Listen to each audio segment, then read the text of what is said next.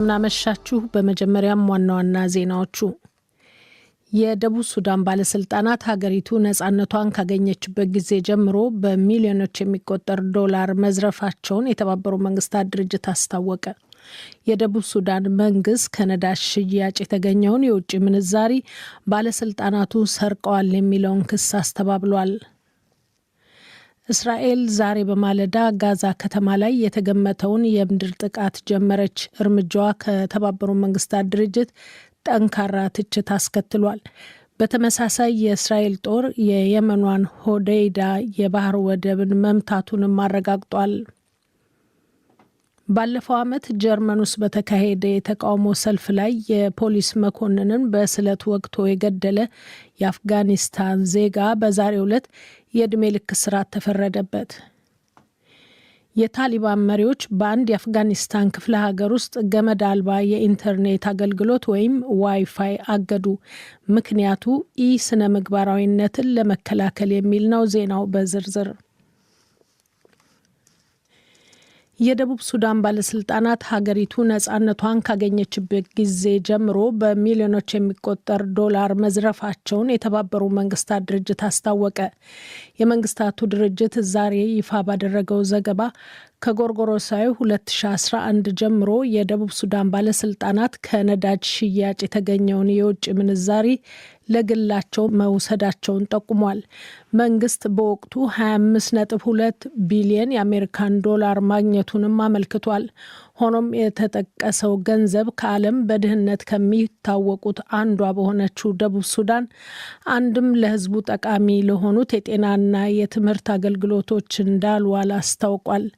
መረጃውን ይፋ ያደረገው በመንግስታቱ ድርጅት የደቡብ ሱዳን የሰብአዊ መብቶች ተመልካች ኮሚሽን በዘገባው የሀገር ምዝበራን የሚያሳይ ታሪክን ለአደባባይ ማቅረቡን የኮሚሽኑ ሊቀመንበር ያስሚን ሶካ መግለጻቸውን አዣንስ ፍራንስ ፕሬስ ዘግቧል። ዘገባው አክሎም ነዳጅ ለመንገድ ከተሰኘው ፕሮጀክት ሳይቀር መንግስት ስልታዊ ሙስናና የድፍረት ቅርምት መፈጸሙን ዘርዝሯል። በተቃራኒው ረሃብን ለማባባስ የጤናውን ዘርፍ ለማዳከምና ሀብትን ለመቀራመት የሚደረጉ ግጭቶችን ለማቀጣጠል መዋሉንም አመልክቷል። በዚህም ምክንያት የደቡብ ሱዳን ዓለም አቀፍ አጋሮች እንዲህ ያለው ድርጊት ተቀባይነት እንደሌለው ግልጽ እንዲያደርጉም አሳስቧል። የደቡብ ሱዳን መንግስት በበኩሉ ኮሚሽኑን ተችቶ የሰጠው ረዥም ምላሽም በዘገባው ተካቷል። የጁባ መንግስት የቀረበበት ወቀሳ ያልተጣሩ መረጃዎች ላይ የተመሰረተ ነው ባይ ነው። እስራኤል ዛሬ በማለዳ ጋዛ ከተማ ላይ የተገመተውን የምድር ጥቃት መጀመሯ የተባበሩት መንግስታትን ትችት አስከትሏል።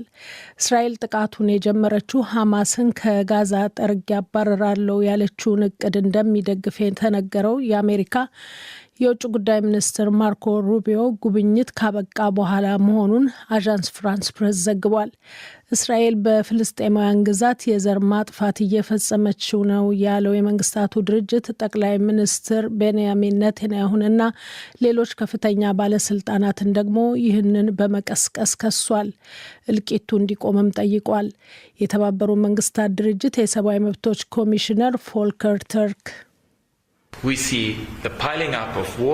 የጦር ወንጀል በጦር ወንጀል ላይ በሰብአዊነት ላይ የሚፈጸም ወንጀልና ሌሎችም ወንጀሎች እየተደራረቡ ነው። ማለቴ እንግዲህ ፍርድ ቤት ነው ይህ የዘር ማጥፋት ወንጀል ነው አይደለም የሚለውን የሚዳኘው። ሆኖም ግን መረጃዎች እየተከማቹ መሆኑን እያየን ነው። አጣሪ ኮሚሽኑ በቅርቡ በዚህ ጉዳይ እንዳወጣ አይተናል።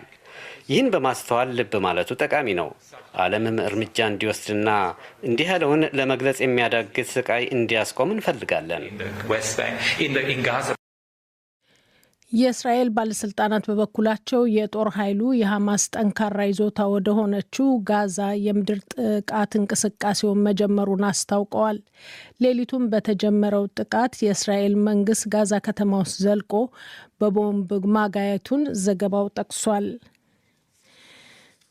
በተመሳሳይ የእስራኤል ጦር የየመኗን ሆዴይዳ የባህር ወደብ መምታቱን አረጋግጧል። ከሰዓታት ቀደም ብሎ ከሁቲ አማጽያን እንቅስቃሴ ጋር ግንኙነት እንዳለው የሚነገረው አልሚስራ ቴሌቪዥን ይህንኑ ዘግቦ ነበር። እንደ ዘገባው በዛሬው ዕለት እስራኤል ጥቃቱን ካደረሰች በኋላ ከወደቡ አካባቢ ሲቪሎች እንዲርቁ መልእክት አስተላልፋለች ብሏል። እስራኤል በበኩሏ በቀይ ባህር ዳርቻ የሆዴይዳ ወደብ የሚገኘው የሁቲዎች እንቅስቃሴ ላይ ጥቃት አድርሻለሁ ብላለች። ሁቲ ሚሊሻዎች ጋዛ ውስጥ ፍልስጤማውያን ላይ እየተፈጸመ ነው የሚሉትን በመቃወም በቀይ ባህር የሚንቀሳቀሱ መርከቦች ላይ በተደጋጋሚ ጥቃት ማድረሳቸው እየተገለጸ ነው። የዛሬው የእስራኤል ጥቃት ያነጣጠረው በሆዴይዳ በሚገኙ 3 የወደብ አካባቢዎች ላይ መሆኑን ሮይተርስ እማኞቹን ጠቅሶ ዘግቧል። የእስራኤል የመከላከያ ሚኒስትር በኤክስ ገጻቸው ይፋ ባደረጉት የጥቃቱ መግለጫ አሸባሪው የሁቲ ቡድን ተጨማሪ ጥቃቶች እንደሚከተሉት ማመልከታቸውንም ጠቅሷል። የሁቲ ቃል አቀባይ በበኩላቸው የቡድናቸው አየር መቃወሚያ የእስራኤልን የጦር አውሮፕላኖች ወደ ኋላ እንዲያፈገፍጉ አድርጓል ቢሉም ማረጋገጫ አለመስጠታቸውንም አመልክቷል። የምትከታተሉት የዶይቼ ቬለ ዲደብሊውን ዜና ነው። ባለፈው ዓመት ጀርመን ውስጥ በተካሄደ የተቃውሞ ሰልፍ ላይ የፖሊስ መኮንን በስለት ወቅቶ የገደለ የአፍጋኒስታን ዜጋ በዛሬው ዕለት የዕድሜ ልክ እስራት ተፈረደበት። ጸረ እስላም ቡድን ያዘጋጀው እንደሆነ በተገለጸው በጀርመኗ ማንሃይም ከተማ በተካሄደ ሰልፍ ላይ ረዥም የአደን ቢላ ይዞ የተገኘው ተከሳሽ ከገደለው ፖሊስ በተጨማሪ 5 ሌሎች ሰዎችን ማቁሰሉ ተገልጿል። የሽቱትጋርት ከተማ ፍርድ ቤት በጉዳዩ ላይ ዛሬ ብይን የሰጠው ወንጀለኞችና የጥገኝነት ጥያቄያቸው ውድቅ የተደረገ የአፍጋኒስታን ዜጎች ወደ መጡበት ይመለሱ የሚለው ጉዳይ የሞቀ ክርክር ባስነሳበት በዚህ ወቅት መሆኑን ሮይተርስ የዜና አውታር አመልክቷል። የ26 ዓመቱ ስሎይማን ኤ በሚል ስም የተጠቀሰው ተከሳሽ በተቃውሞ ሰልፉ ላይ ተናጋሪውንና በርካታ ሰልፈኞች ላይ ጥቃት ካደረሰ በኋላ እነሱን ለመከላከል ቀድሞ የደረሰውን የፖሊስ መኮንን መጉዳቱን የተገለጸው። ፖሊሱም በደረሰበት ጉዳት ምክንያት ሕይወቱ አልፏል። ዋናዋ አቃቤ ሕግ ቬሬና ባወር ተከሳሹ ላይ ለተፈረደው ፍርድ የፍርድ ቤቱን ግኝት እንዲህ አብራርተዋል። በችሎቱ ግኝቶች መሰረት ተከሳሹ ከጽንፈኝነት እምነትና መሰረታዊ አነሳሽ ምክንያቶች ጋር በተገናኘ የፖሊስ መኮንን ሩፈን ላውርን ገድሏል። በተጨማሪም በሌሎች 5 ሰዎች ላይ ከባድ የአካል ጉዳት አድርሷል። እያንዳንዶቹ ጉዳትም ከባድ ሲሆኑ በ4ቱ ላይ የመግደል ሙከራ አድርጓል።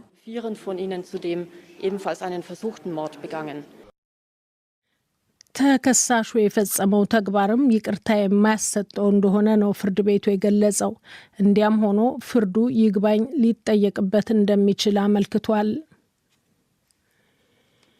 የታሊባን መሪዎች በአንድ የአፍጋኒስታን ክፍለ ሀገር ውስጥ ገመድ አልባ የኢንተርኔት አገልግሎት ወይም ዋይፋይ ማገዳቸው ተነገረ።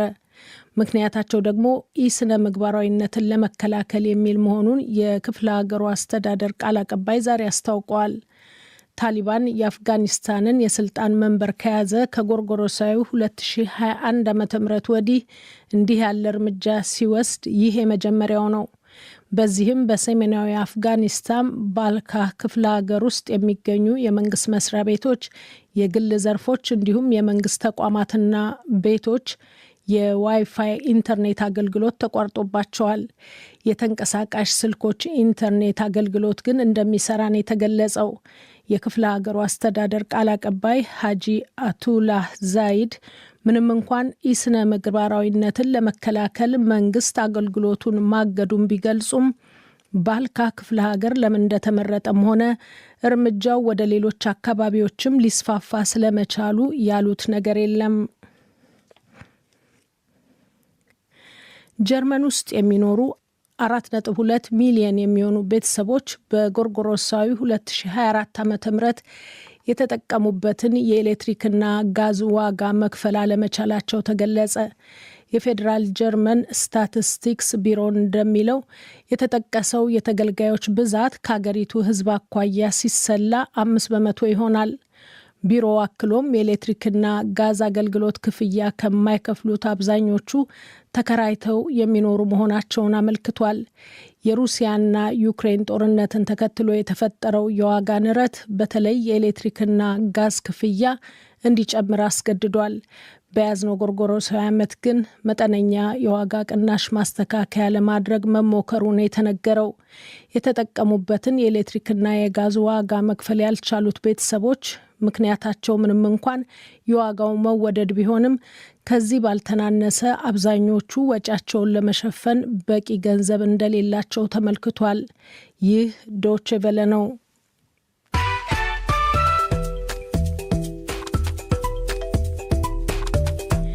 ከዶቼ ቬለ ዜናውን ለማጠቃለል ዋና ዋናዎቹን በድጋሚ እንሆ።